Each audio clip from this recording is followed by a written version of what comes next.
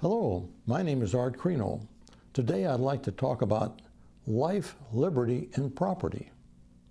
If you followed the philosopher John Locke, he addressed that subject with the emphasis on property, and he points out that property, both tangible and intangible, is very important to possess.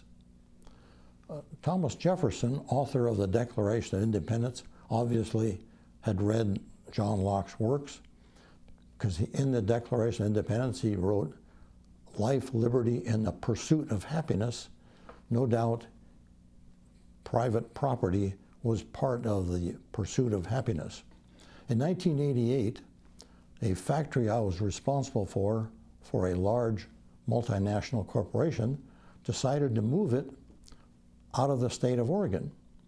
This happened to coincide with my plans for retirement, so it was no big emotional deal for me. However, there were a couple hundred employees who were not ready to retire, and they pressured me and they badgered me to start a formidable organization, because this had to be big, because the machinery we manufactured was big and they had no money. So I took the deed to my home to my friendly banker, and I said, I want a line of credit for $250,000. And he gave me a checkbook, and in return I gave him the deed to my home. We spent that money rather quickly designing and building prototypes, and the prototypes met the approval of the prospective customers. So then the money, investment money was needed to build the factory and so forth, came flowing in freely. That added 14 years to my working career, so I retired again in 2002. However, the business is going very well now. Now, the story I've just told is duplicated every day.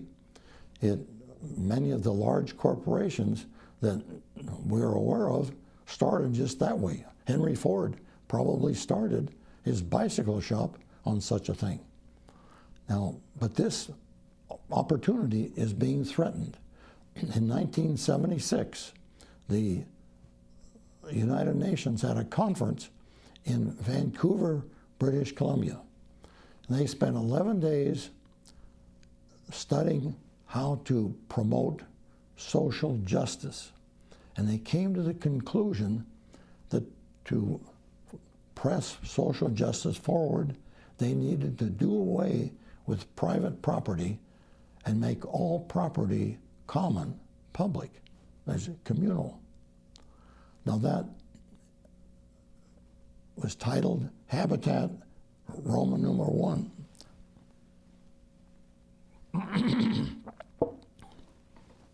Now, Habitat 1 in 1992 became part of Agenda 21 in Rio de Janeiro. And that its tentacles are in 500 communities in the United States, because the United States President Clinton has signed an executive order establishing agencies to implement it. It's in Clackamas County, Beaverton, McMinnville, Portland, and it needs to be reversed because, as I pointed out, it threatens private property and many, many other things. It's being reversed in some communities, so it's doable. It's been reversed in Vancouver, Washington. So I encourage you to address the subject of Agenda 21. We owe it to future generations to expose it. Thank you.